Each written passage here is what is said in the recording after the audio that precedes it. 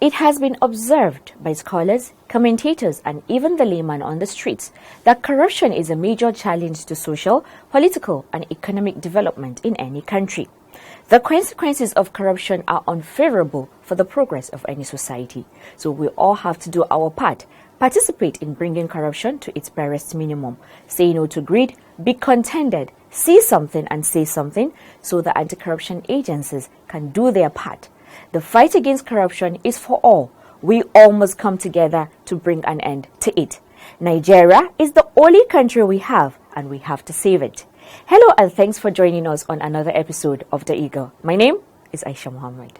Imagine a society where everything works.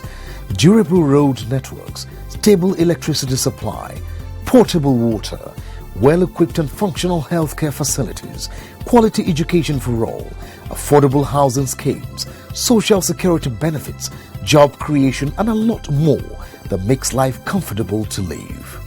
That is an ideal society. We can only achieve these if we all play our part. Say no to corruption to enjoy these benefits. Kill corruption to save Nigeria. This message is from the Economic and Financial Crimes Commission, EFCC. The trial of former Group Managing Director of Nigerian National Petroleum Corporation (NNPC), Andrew Yakubu, before Justice Ahmed Ramat Mohammed of the Federal High Court Abuja, has been adjourned till October 14, 2020 for ruling on the admissibility of his testimony, which he gave as prosecution witness in a 2017 trial. The testimony, presently identified as Exhibit J, was given by Yakubu before Justice Nnamdi Dingba of the Federal High Court Abuja in January 2017, where he stood as prosecution witness in a case where some NNPC officials and Atlantic Energy Brass Development Limited stood trial for illegal crude oil lifting. Amina Kawa has the details of the proceedings. At the sitting on Wednesday, July 22, 2020, Counsel to the Economic and Financial Crimes Commission (EFCC), MS Abubakar, began with the cross-examination of the defendant, who was to testify on Exhibit J as the first defense witness, but was opposed by the defense counsel, Ahmed Raji SAN, who objected to his client's cross-examination on the exhibit. To go on with the cross-examination, prosecution counsel argued that the exhibit was relevant in proving whether or not there was a predicate offense of money laundering in relation to the count 3 and 4 of the charge, as there was an increase in the defendant's pecuniary resources, which he cannot satisfactorily account for, and therefore urged the court to discontinue the objection and allow the cross-examination of the witness on contents in Exhibit J to go on. The defense counsel, however, told the court that the exhibit was irrelevant as it was tendered solely in respect of count 1 and 2, which was struck out by the court, and that counts 3 and 4, which were sustained by the court, did not allege acquirement of funds by the defendant. According to Raji, there must be a charge and proof of predicate offense before a charge of money laundering can be meaningful, adding that the evidence the prosecution wanted to establish through cross-examination Exhibit J was to prove an alleged predicate offense. It could be recalled that Yakubu initially faced prosecution on 6 count charges by the EFCC, of which the court struck out counts 1, 2, 5 and 6 in a no-case submission by the defense, sustaining only counts 3 and 4, which prompted the EFCC to approach the Supreme Court against the ruling, while the defense also approached the Apex Court on counts 3 and 4, not struck out by the trial court. Just a reminder, the EFCC, on the strength of a whistleblower information, raided Yakubu's guest house situated in Sabantasha slum of Kaduna State and recovered the sums of $9.7 million and 74,000 euro hid by the defendant in a fireproof safe. Amina Kawa reporting for The Eagle. Corruption is a cankerworm, na cankerworm. I say na cankerworm, na cankerworm. cherish our country. Nigeria women rise up and come together, oh yeah. Every woman come out, but we fight corruption together, oh. Every woman fall out, but we kill corruption together, oh. Them they thief our money, send them obodo yibo. Children they suffer every day, better school in no day. Nigeria women come, oh. Women from every sector, make we fight corruption, we won't kill our country. Them go collect money for light, chop the money, light we no see. Good road and good health we no see. I said nakanka wamo, nakanka wamo. Join the EFCC in its crusade to rid Nigeria of corruption. Naija, now we all know. The Economic and Financial Crimes Commission (EFCC) has secured the final forfeiture of 5 houses and a total of 46,060,373,000 naira, 84 kobo only, belonging to Hima Abubakar and Society the Equipment International Nigeria Limited to the federal government. The assets suspected to be proceeds of unlawful activities. Martha Eche tells us more on what transpired in court. The final forfeiture order was granted by a federal high court sitting in Abuja and presided over by Justice A.I. Chikere. Abubakar, a businessman, and his firm, Society the Equipment International Nigeria Limited, were dragged before the federal high court by the EFCC on account of assets and property acquired with suspected proceeds of unlawful activities. In an application for final forfeiture of the assets filed by EFCC counsels Abba Mohammed and M.A. Liman in suit number FHC/ABJ/CS/507/2020, prayers were made that the assets be forfeited to the federal government. Justice Chikere, after reviewing the requirements for the forfeiture, said that the applicant had satisfied the condition for grant of relief sought, and accordingly, the relief sought were granted as prayed. He consequently ordered the forfeiture of the property and money to the government. The 5 properties forfeited include House Number 6, Ethiopia Close, off Owena Close, Maitama, Abuja, Plot 3515, Cadastral Zone A06, Maitama District, Abuja, Plot 3516, Cadastral Zone A06, Maitama District, Abuja, Plot 3518, Cadastral Zone A06, Maitama District, Abuja, and Plot 3519, Cadastral Zone A06, Maitama District, Abuja. Also, a total sum of 46,060,373,000 naira, 84 kobo only, found in the bank accounts of Abubakar and his firm, were forfeited to the government. Abubakar's troubles came when he was declared wanted by the EFCC in a case of criminal conspiracy, contract scam, misappropriation of public funds, money laundering and fraud to the tune of $394 million, 9.9 million euros, and 369 million naira. He allegedly received the funds for the purchase of equipment for the Nigerian military, and investigations revealed discrepancies in the supply of the equipment. Martha Eche, reporting for The Eagle. Imagine a society where everything works. Durable road networks, stable electricity supply, portable water, well-equipped and functional healthcare facilities, quality education for all, affordable housing schemes, social security benefits, job creation, and a lot more that makes life comfortable to live. That is an ideal society. We can only achieve these if we all play our part. Say no to corruption to enjoy these benefits. Kill corruption to save Nigeria. This message is from the Economic and Financial Crimes Commission, EFCC. We're still giving you updates from the court. Justice J.K. Dagat of the Federal High Court sitting in Kano has convicted and sentenced Saad Ahmad Madaki to 10 years imprisonment. He was arraigned by the Kano Zonal Office of the Economic and Financial Crimes Commission on a 1-count charge bordering on obtaining money under false pretense. Amina Kawa is our guide. Trouble started for the convict when he was arrested by the Kano Joint Task Force on an allegation that he was connected to terrorism. He was handed over to the Department of State Security Service but was later transferred to the EFCC, when he could not be linked to terrorism in any way. However, further investigations showed that he defrauded and obtained the sum of 200 million naira fraudulently from one Awal Abdul Qadir, a retired Kano state treasurer. Upon arraignment on April 4, 2017, he pleaded not guilty to the charge against him, which prompted the trial. Prosecution counsel Douglas I. Gift presented 5 witnesses and 7 exhibits to the court to establish Madaki's guilt. Justice Dagat found him guilty as charged. He convicted and sentenced him to 10 years imprisonment. The judge also ordered him to pay a sum of 200 million naira he fraudulently obtained from the petitioner as restitution to the lawful owner. Amina Kawa reporting for the Eagle.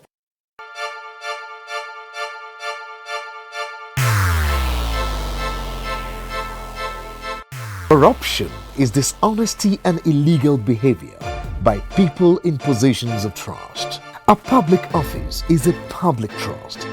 Do not abuse positions of trust for private gains. Stay away from corruption. Nigeria is a great nation, and it is our responsibility to make the country greater.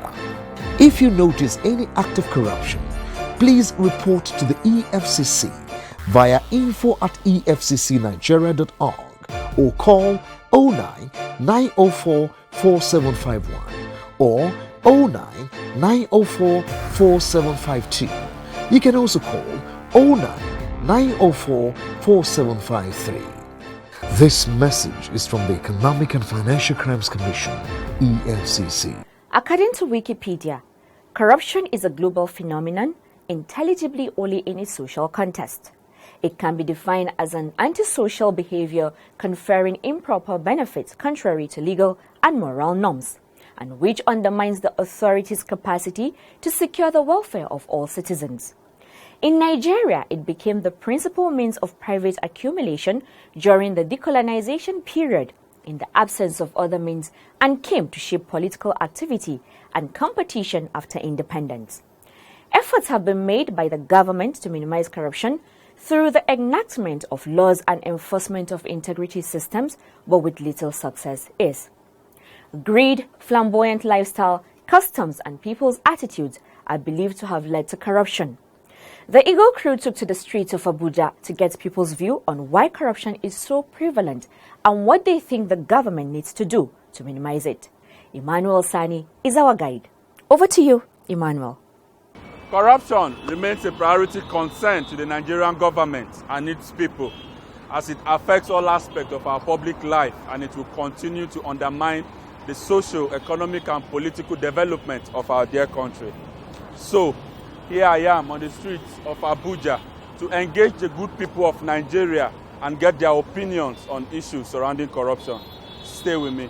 Respondents were asked about strategic measures to be employed by the government. This is what they have to say. The truth is, we've had some people describe corruption as being an endemic thing. These people believe that corruption is in the system of, is in our nature, it's in our DNA. But I don't want to believe that. Basically, I believe that corruption is something that has come to stay because we have failed to be proactive. You see people that have stolen public funds and they have become celebrities in town. So people go with the mindset. Anybody vying for political office is going to the mindset of becoming rich. So people see politics as an avenue to get richer quickly. So if people that have actually stolen public funds or people that have actually been indicted, if they are punished severely, I believe corruption would have gone down. Respondents in the end suggested the way forward in winning the anti-corruption fight. The world is a global village. We're supposed to borrow from outside the world.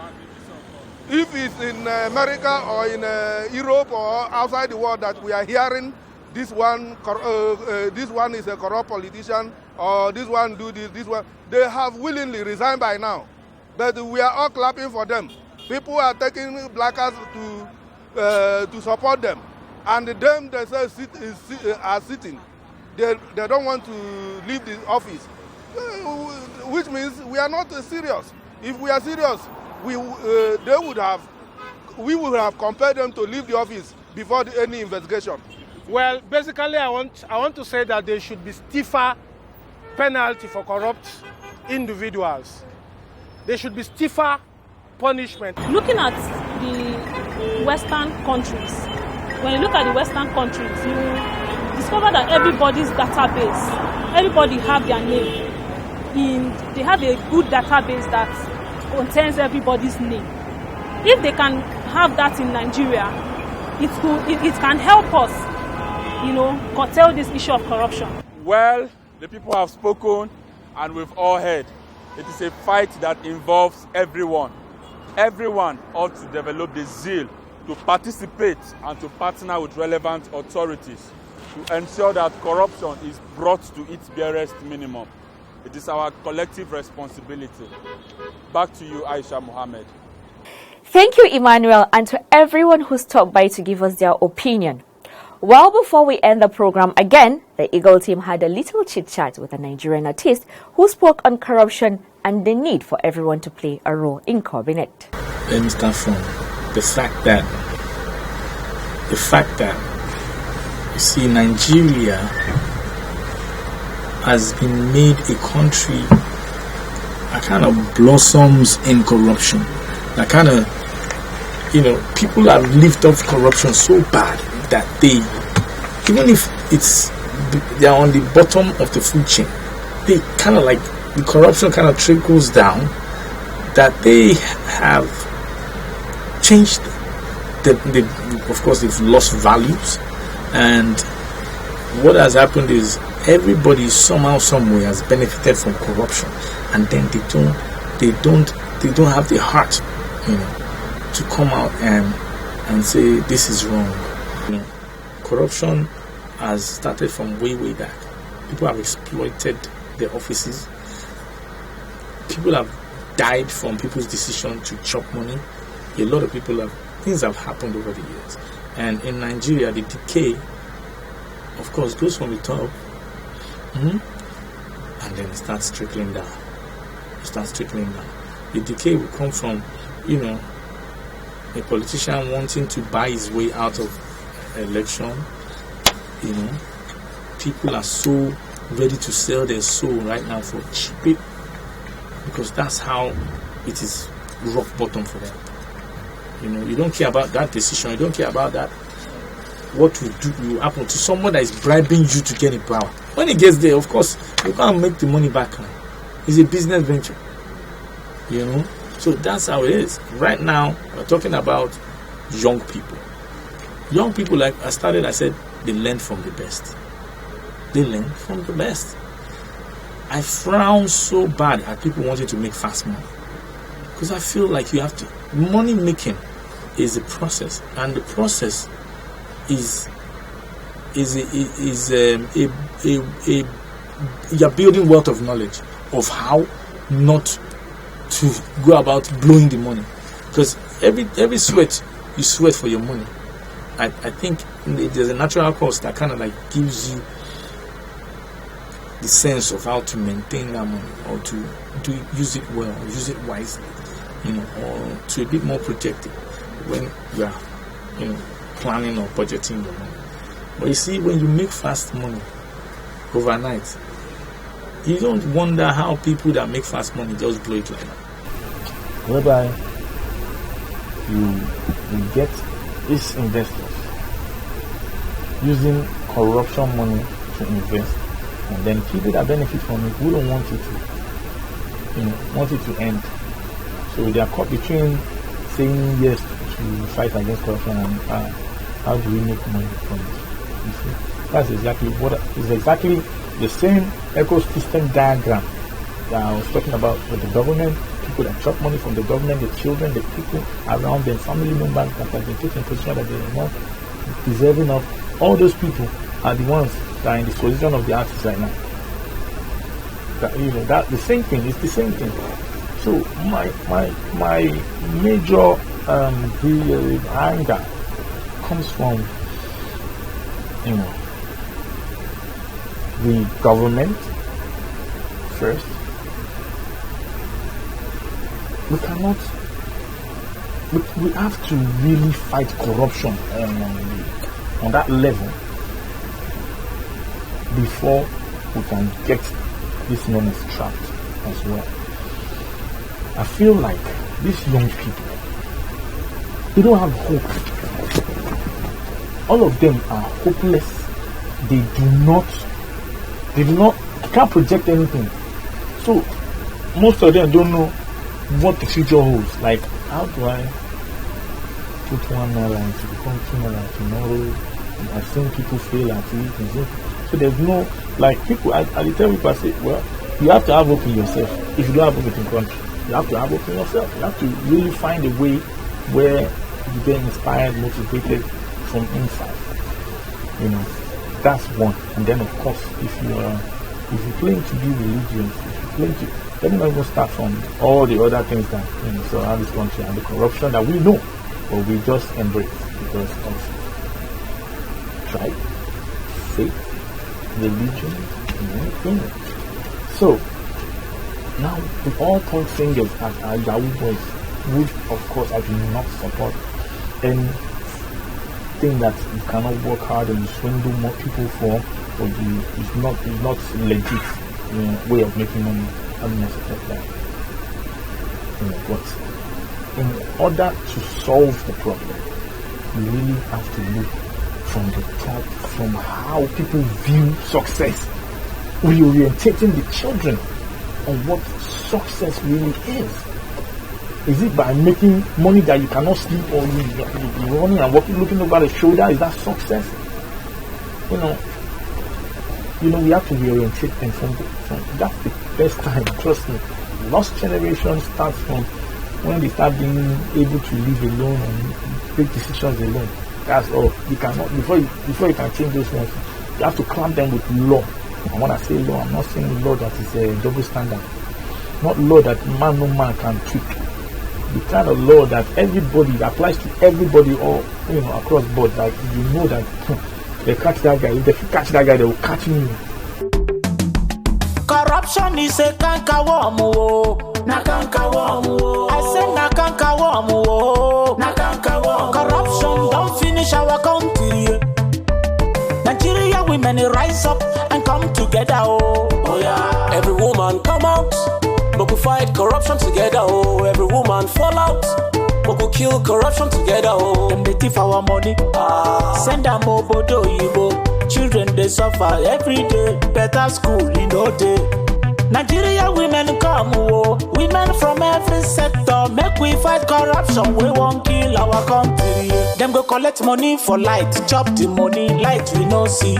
Good road and good health and call. We no see. I said na cankerworm, na cankerworm. Join the EFCC in its crusade to rid Nigeria of corruption.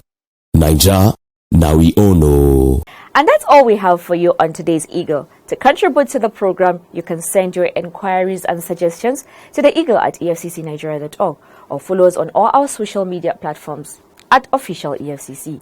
You can also send your petitions to info@efccnigeria.org. And you can chat with our representatives on all our platforms. My name is Aisha Muhammad. I leave you with these parting words from Albert Einstein, who said, "The world will not be destroyed by those who do evil, but by those who watch them without doing anything." So when you see corruption being perpetrated, please do not sit down and lament. Do something. Report to the appropriate agencies. From all of us here, it's goodbye. God bless Nigeria, and please do stay safe.